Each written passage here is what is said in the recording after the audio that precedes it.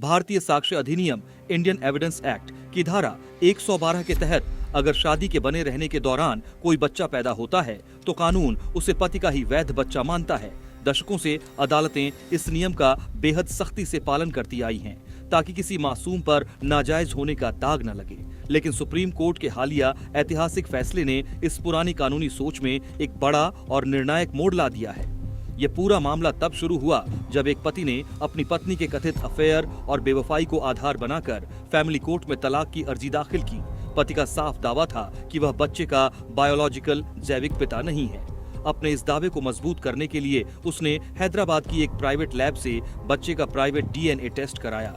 Lab report में नतीजा यह निकला कि उसके पिता होने की संभावना 0% थी। इस रिपोर्ट के आधार पर पति ने अदालत से मांग की कि कोर्ट के आधिकारिक निर्देश पर दोबारा डीएनए टेस्ट कराया जाए ताकि उसकी बात साबित हो सके। वहीं दूसरी तरफ पत्नी ने इसका जमकर विरोध किया। पत्नी की दलील थी कि स्थापित कानूनी सिद्धांतों के मुताबिक किसी को भी डीएनए टेस्ट देने के लिए मजबूर नहीं किया जा सकता।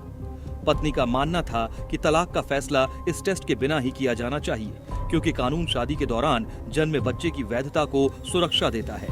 अदालतों का रुख और सुप्रीम कोर्ट की दो टूक, पुणे की फैमिली कोर्ट और बॉम्बे हाई कोर्ट दोनों ने ही पति के पक्ष में फैसला सुनाते हुए डीएनए टेस्ट कराने का आदेश दिया था। इसके बाद पत्नी ने इस फैसले को सुप्रीम कोर्ट में चुनौती दी।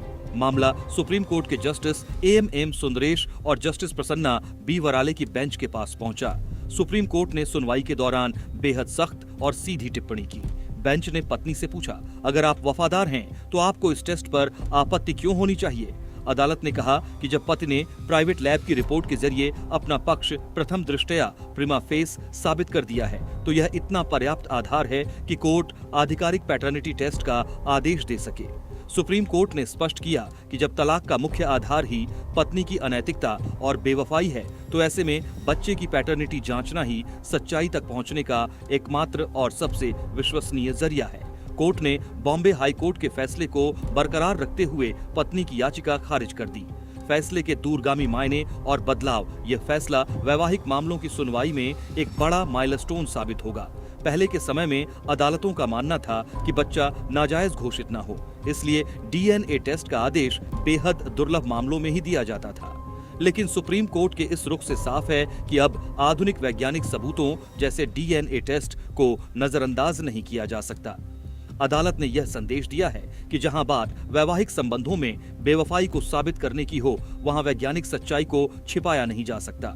ये फैसला आने वाले समय में उन पतियों के लिए एक बड़ा कानूनी हथियार बनेगा जो वैवाहिक धोखाधड़ी का शिकार होने का दावा करते हैं। वहीं यह अदालती कार्यवाहियों में आधुनिक तकनीक के इस्तेमाल को और मजबूत करेगा।